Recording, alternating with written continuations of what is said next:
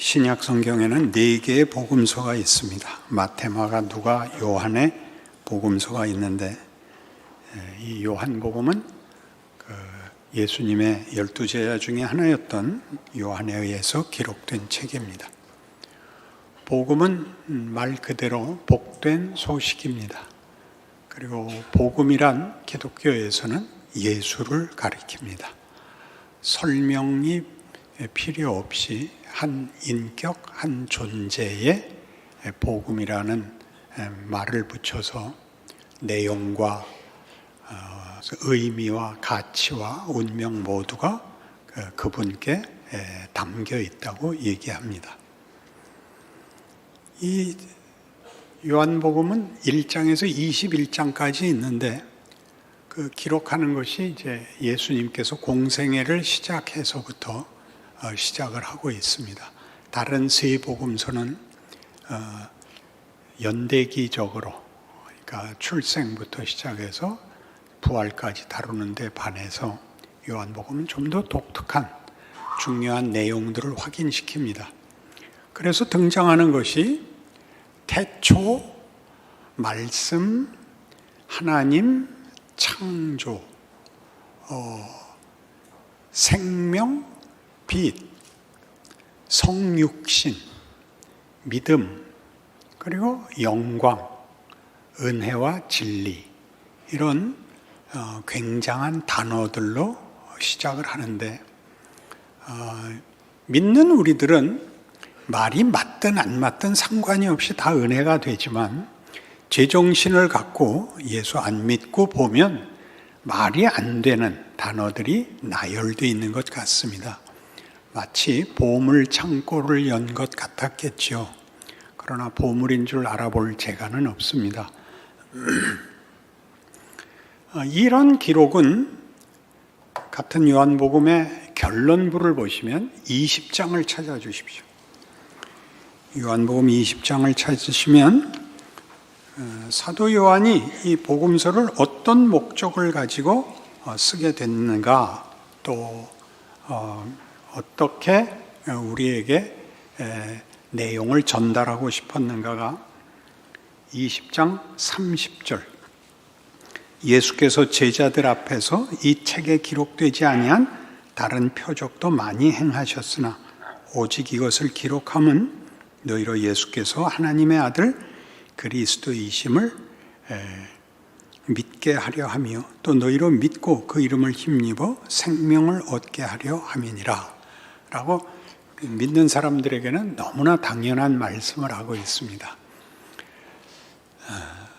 그러나 이 결론은 그 정황이, 문맥이, 이런 결론이 나오는 문맥이 우리의 기대와 상당히 다른 정황 속에서 결론이 나옵니다.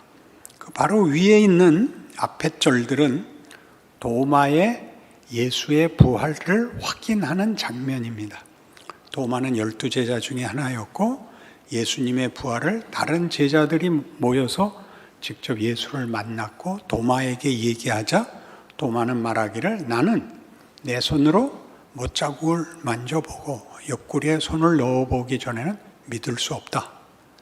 그런데 도마도 같이 있는 모임에서 예수님이 나타나시고 내 손을 내밀어 내 못자국과 내 창자리를 만져보고 믿는 자가 되라.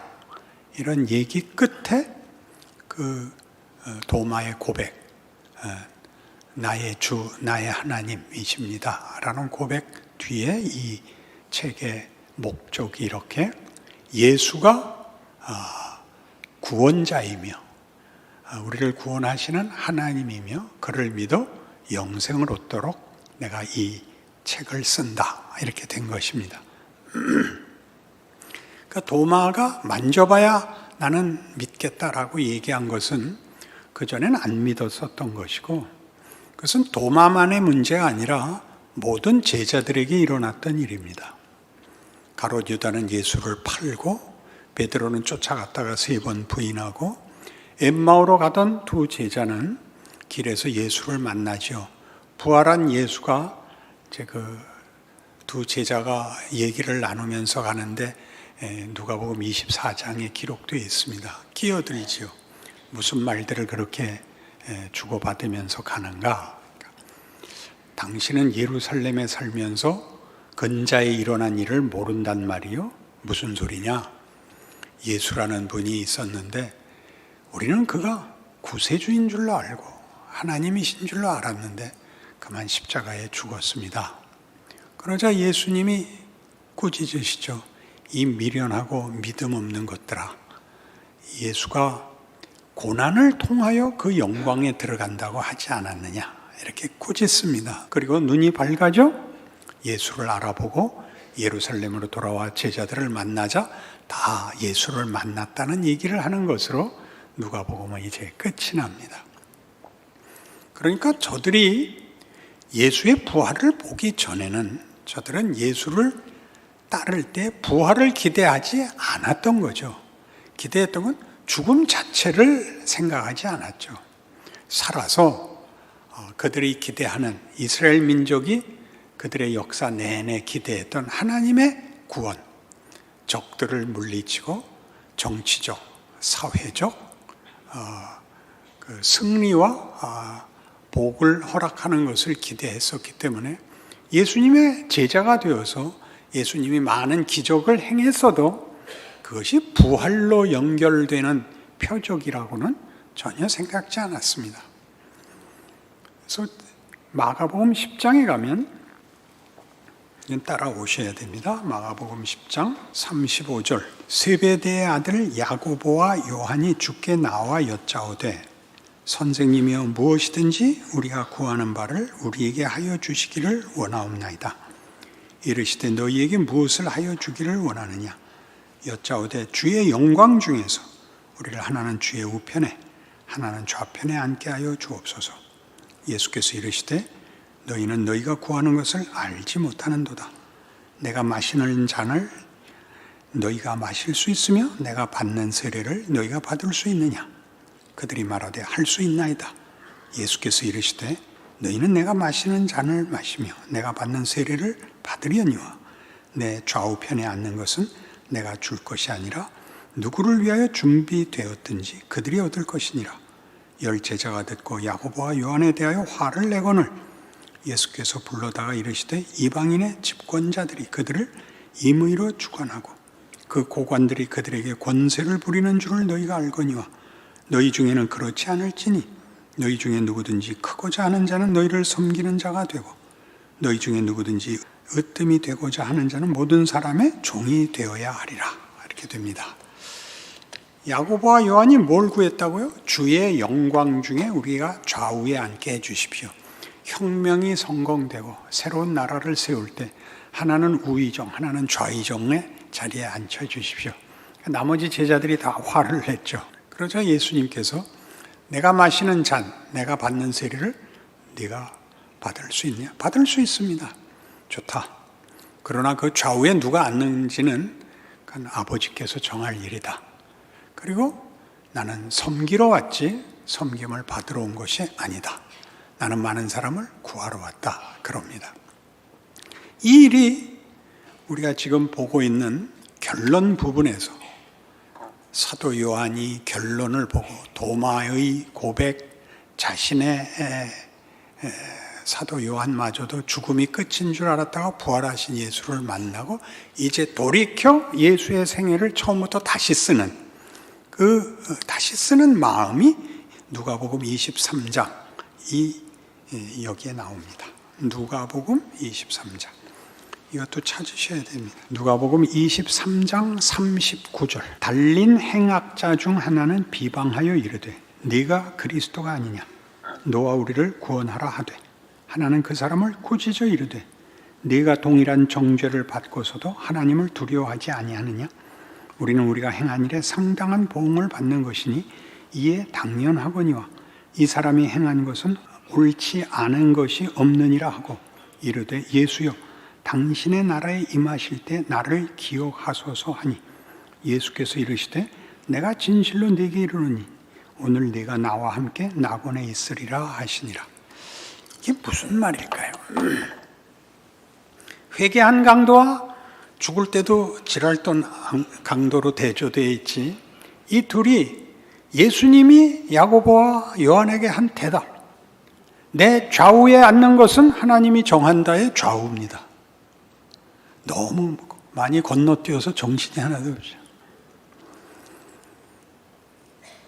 예수님의 영광은 십자가에 있습니다.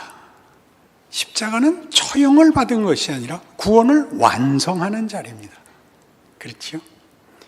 부활은 구원의 완성이 만들어내는 당연한 결과입니다. 그러니까 가장 절정을 이루는 부분은 주께서 십자가에 달리셔서 우리를 위해 죽는 겁니다. 주께서 마지막 말씀마저도 다 이루었다입니다.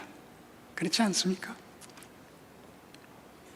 거기에 절정의 좌우에서 발언을 하는 거죠. 이 발언을 합니다. 당신이 구원자고 신이라면 내려와 보라. 왜 죽냐? 우리 모두의 질문 아닙니까? 신자로서 살 때도 우리가 하는 질문은 이겁니다. 천지를 만드시고 못할 것이 없으신 하나님이, 게다가 우리를 사랑해서 그 아들도 주신 하나님이 이 땅으로 살게 하십니까?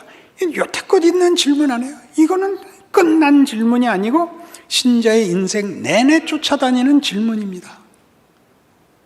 한편 강도는 뭐였죠? 너 무슨 소리냐? 그는 우리를 위하여 죽는 거다. 그는 죄 없으신 분이다. 주여 낙원에 나를 불러주소서. 그래, 네가 오늘 나와 함께 낙원에 있으리라.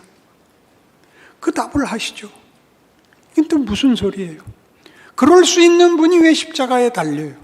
그러니까 기독교가 하고 싶은 얘기는 이겁니다. 신이 신노릇해라는 세상에서 가지는 우리의 이해는 권력입니다. 보이는 승리죠. 보이는 승리. 상대를 꺾고 이기는 것. 십자가의 굴욕을 받을 필요가 없이 신이 인간을 짓밟고 서면 되는 겁니다. 누가 제게 물어본 대로 부활을 믿으세요? 네. 그럼 왜 부활하신 예수님은 빌라도한테 나타나시지 않았어요? 그 새끼는 아무짝에도 쓸모없어서 그럽니다. 얼마나 당연한 말이에요.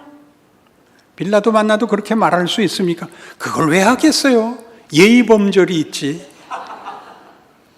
왜 모르세요? 우리를 위해서 죽으시고 살아나셨잖아요. 그러니까 지적하죠. 너 신이면 신노릇해라를, 이게 신노릇하는 거다. 나는 너희의 하나님이고 너희는 내 자식이다. 내가 너희를 위하여 죽는 것은 너희를 위하고 너희에게 너희를 만들고 너희를 사랑하는 하나님이 누구신가를 보이는 최선의 방법이다. 이게 그들이 영광 중에 좌우에 앉혀주소서를 야고보하고 요한에게 주지 않고 누구에게 줬다고요? 날강도한테 줬다고요. 이게 얼마나 큰 복음인 줄 아세요? 내가 아무 쓸모 없을지 몰라도 내가 중요한 역할을 맡을 수 있다. 내 인생이 사소할 리가 없다. 나를 위하여 예수가 죽었는데 내가 그 날강도보다는 나은 역할을 할 것이다. 죽는 게 끝이고 절망이고 그냥 심판에 불과한 자도 이 중요한 하나님이 당신의 영광을 드러내는데 이런 자리를 주신다면 우리는 이 한쪽 편 강도가 했던 것, 그 위에 더한 역할을 할 수 있지 않겠는가? 그렇게 마땅히 생각해야 됩니다. 지난번엔 그래도 한 3명쯤 했는데 빌립보서 2장에 가보십시다. 신약성경 319페이지입니다. 1절부터 보죠. 그러므로 그리스도 안에 무슨 권면이나 사랑에 무슨 위로나 성령의 무슨 교제나 긍휼이나 자비가 있거든 마음을 같이하여 같은 사랑을 가지고 뜻을 합하며 한 마음을 품어 아무 일에든지 다툼이나 허영으로 하지 말고 오직 겸손한 마음으로 각각 자기보다 남을 낮게 여기고 각각 자기 일을 돌볼 뿐더러 또한 각각 다른 사람들의 일을 돌보아 나의 기쁨을 충만하게 하라. 너희 안에 이 마음을 품으라. 곧 그리스도 예수의 마음이니 그는 근본 하나님의 본체시나 하나님과 동등됨을 취할 것으로 여기지 아니하시고 오히려 자기를 비워 종의 형체를 가지사 사람들과 같이 되셨고 사람의 모양으로 나타나사 자기를 낮추시고 죽기까지 복종하셨으니 곧 십자가에 죽으심이라. 이게 영광입니다. 이 영광은 예수님 자신에게만 영광이 아니라 9절 이하에 나오는 것 같이 이러므로 하나님이 그를 지극히 높여 모든 이름 위에 뛰어난 이름을 주사 하늘에 있는 자들과 땅에 있는 자들과 땅 아래 있는 자들로 모든 무릎을 예수의 이름에 꿇게 하시고 모든 입으로 예수 그리스도를 주라 시인하여 하나님 아버지께 영광을 돌리게 하셨느니라. 이게 하나님의 자랑입니다. 이게 하나님의 자랑이라고 해요. 신의 자랑입니다. 이런 신을 믿는 겁니다.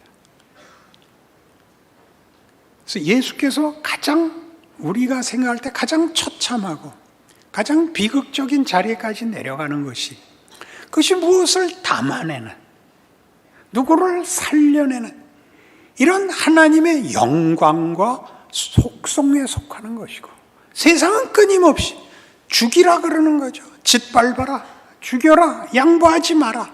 이 대조가 이제 예수님 생애 내내 제자들 속에 곁에서 같이 따라다니면서 계속 이 예수를 따라다니면 기적도 받고 병도 낫고 좋은 일이 생기고 결국은 로마를 뒤엎고 승리할 것이다. 그때 우리는 한자리 할 것이다. 라고까지밖에는 생각지 못하고 있는 겁니다. 우리 모두가 그렇죠. 아직도 그렇죠. 예수를 믿지만 예수를 믿는다는 것이 현실에서 어떻게 구체화되어 임무가 주어져 있고 기회가 주어져 있는지 기회라는 사실을 모릅니다. 억지로 어떤 명분을 가지고 겸손해라, 섬겨라, 도와라 이렇게 얘기하는 게 아닙니다. 그게 가장 큰 것입니다. 그렇지 않습니까? 예수를 믿고 사는 인생은 예수께서 걸으사 영광을 받으신 그리고 우리 폭력밖에 공포밖에 없는 세상에 오셔서 희망과 기적과 승리와 영광의 문을 열어놓은 것입니다. 우리 보고 그 길을 가라고 초대하는 것입니다. 그니 요한복음 1장이 시작을 하면서 이런 거대한 단어들을 동원하고 뭐라 그래요? 빛이 어둠에 비치되 깨닫지 못하더라. 그러나 영접하는 자, 곧 그 이름을 믿는 자들에게는 하나님의 자녀가 되는 권세를 주셨답니다. 믿음이라는 것이 도입이 되죠. 없었던 것. 자기가 하는 것이 결과를 만드는 유일한 조건이었던 원칙 속에서 자기가 한 대로 결과를 받아들여야 되는 조건 속에 믿음으로 나 아닌 타인이 나에게 좋은 결과를 만들어내는 좋은 영원한 복된 운명을 만들어내는 세상으로 부름을 받는 거죠. 그땐 몰랐던 겁니다. 다시 쓰죠. 우리가 무엇을 보든지 우리가 어떤 의미나 이해를 우리의 이해의 한계 내에서 상상력의 한계 내에서 갖고 있었던 것을 이제 성경이 예수의 생애를 부활의 시점에서 돌아봄으로써 예수가 우리의 기대와 다른 길을 가는 모든 것들이 우리식 왜곡, 이기적 이해와 대조되면서 이렇게 나란히 갑니다. 그리고 오늘을 사는 현실 속에서 오늘도 나는 하나님께서 내 기도에 응답하시고 형통하게 하시고 편안히 살게 하시고 자존심 세워 주옵소서 해서 그거는 세상 사람들이 구하는 거다. 넌 내 자녀다. 내가 누군지 모르겠니? 너는 내 자녀다. 내 형상으로 만들었다. 너는 나와 믿음과 사랑을 나눠야 하는 대상이다. 그렇게 헛되게 살게 내가 놔둘 수가 없다. 이리 와라. 공부하자. 우리 모두가 싫어하는 겁니다. 복음서를 읽는 내내 모든 단어들을 자기 좋게 갖다 쓰지 이 긴장, 이 모순, 이 역설, 다른 말로 해야죠. 이 은혜, 이 기적, 이 영광을 알아보지 못합니다. 그러니 모두가 다 예수 믿고 모였는데 안 믿는 사람들 모임이나 믿는 사람 모임이나 그저 뭐 별반 차이가 없습니다. 우리 모두를 위하여 내가 믿은 예수가 나에게 지금 무엇을 허락하고 있는지, 무엇을 하라고 하고 있는지, 그게 얼마나 복된 것인지, 영광된 것인지를 대조하는 시간을 줍니다. 여러분, 완벽해야 된다는 것 압니다. 아닙니다. 살아서 후회하십시오. 잘못해서 자폭하십시오. 그때마다 다시 바로 예수님이 이것을 위하여 우리에게 모범을 보이시고 일상을 다 담으셨다. 그가 우리의 현실을 경험하지 않은 게 없다. 그는 오해받았다. 그는 낮고 천한 자리에 임했다. 그는 다만 목수의 아들이었다. 그는 머리 둘 곳도 없었다.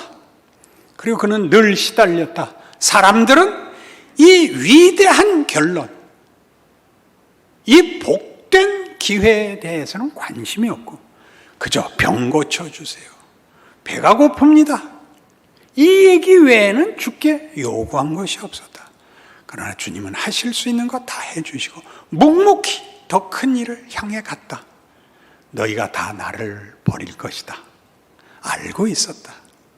제자들에게 설명하려고도 하지 않고 꾸짖지도 않으셨다.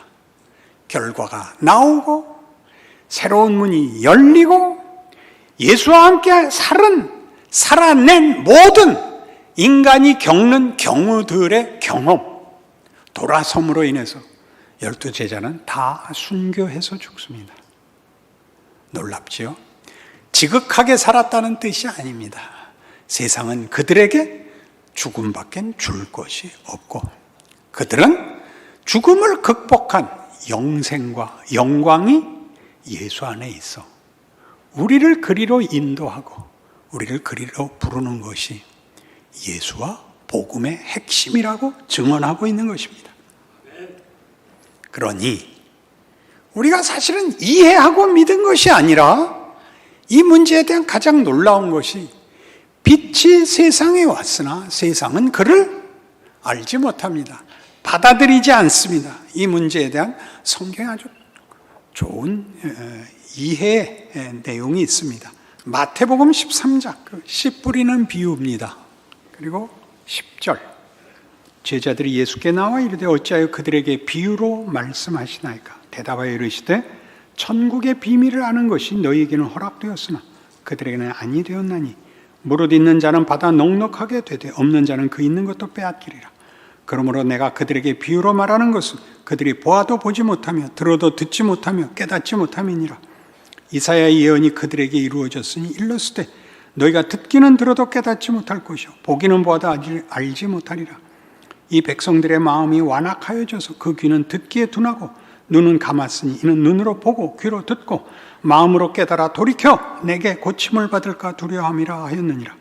그러나 너희 눈은 봄으로 너희 귀는 들음으로 복이 있도다. 내가 진실로 너희에게 이르노니 많은 선지자와 의인이 너희가 보는 것들을 보고자 하여도 보지 못하였고 너희가 듣는 것들을 듣고자 하여도 듣지 못하였느니라. 씨 뿌리는 비유는 너무나 쉽습니다. 농부가 나가서 씨를 뿌렸는데 길가에 떨어진 것들은 새들이 주워 먹어서 열매를 맺을 틈이 없었고 돌짝밭에 떨어진 것은 뿌리를 내릴 수가 없어서 열매를 만들지 못했고 가시떨기에 떨어진 것은 그 가시떨기가 너무 왕성해서 자라지 못해서 열매를 맺지 못했습니다. 옥토에 떨어진 것은 많은 열매를 맺었습니다. 얼마나 쉬운 비유입니까? 그러나 이거는 말이 맞질 않습니다. 예수님께서 말씀하시기를 이 비유의 어려움은 들어도 아무도 모르기 때문에 어렵답니다. 이해할 수 없기 때문에 모른답니다. 이해 못해요? 다 하잖아요. 돌짝밭이 되지 말고 옥토가 되자. 얼마나 쉬워요. 이것은 이사야가 한 예언이다. 이사야 6장에 나오는 바와 같이 이사야는 하나님의 보좌를 보게 됩니다. 하나님이 가슴을 치며 이 백성을 위하여 누가 갈꼬? 안타까워하시니까 이사야가 보고 주여 제가 가겠나이다. 제가 여기 있으니 나를 보내소서. 그래 네가 가라. 그러나 네가 가서 말을 해도 그들이 보아도 모르고 들어도 깨닫지 못할 것이다. 그런 이상한 소명을 받습니다. 예수님이 그 얘기를 합니다. 내가 왔다. 그러나 아무도 알아보지 못하고 아무도 이해하지 못한다. 그러나 중요한 건 그런데도 내가 왔다. 너희가 알아보지 못하는 것, 너희가 이해하지 못하는 것, 너희가 할 수 없는 것 내가 만들러 왔다. 너희는 씨를 뿌려도 결실할 수 없는 밭들이지만 내가 와서 너희 밭에 결실이 되도록 그래야 너희 밭을 뒤집어 놓겠다. 이렇게 되는 얘기인 겁니다. 그러니 여러분의 지금 예수를 만나고 예수 믿지 않다가 예수 믿으면 끝난 것이 아니라 믿고 어떻게 믿었는지 기억도 안 나고 이해도 할 수 없이 믿었는데 그 다음에 하는 고민들, 이게 뭡니까? 를 씨름을 하자고요. 주여 이게 뭡니까? 제자들이 3년이나 쫓아다녔다가 다 도망갔다니까요. 이게 뭡니까? 죽어버렸잖아요. 근데 그것이 절정이었다고요. 우리를 그렇게 생각하세요. 믿었는데 이게 뭐냐? 이 시간들이 헛되지 않다. 이해할 수 없는 이것, 나의 애절함, 나의 원통함, 이것이 같이 가고 있어요. 왜 예수를 믿는데 왜 우리에게 영생이, 기쁨이, 자랑이 없냐? 있다 그러지 않았느냐? 나는 아니다. 같이 가라고요. 여러분의 인생 속에서 실존 안에서 하나님이 절정을 만드시는 날이 옵니다. 그 앞이 없으면, 문맥이 없으면, 전후가 없으면 절정이라는 건 나오지 않습니다. 명분만 나옵니다. 명분만. 앞뒤 없는 옳은 소리. 그건 아무런 감동도 우리 각자의 실존에 영향을 줄 수도, 소유가 될 수도, 실력이 될 수도 없습니다. 하나님이 여러분을 벌써 몇십 년 전에 불렀는데 그 몇십 년 동안 아무것도 아닌 인생을 산 것이 아니라 이렇게 중요한 절정을 향하여 우리를 인도하셔서 내가 여기 이 자리까지 있고 목사님한테 주일마다 괄세를 받는다. 이런 기대를 성경적 용어로 믿음을 가지시고 여러분의 삶을 살아내시는 오늘의 말씀이요, 기대하시는 요한복음이 되기를 바랍니다. 기도하십시다. 하나님 아버지, 하나님 일하고 계십니다. 우리를 사랑하십니다. 그 아들도 주셨습니다. 우리는 부활 생명과 약속 속에 있고 우리가 한숨 쉬는 오늘의 현실은 하나님께서 일하시는 하루하루들입니다. 클 것입니다. 감격과 기쁨의 찬송을 부르는 날이 올 것입니다. 그 과정을, 믿음을 가지고 탄식과 절망과 체념과 자폭을 이겨내게 하시옵소서. 예수님 이름으로 기도합니다. 아멘.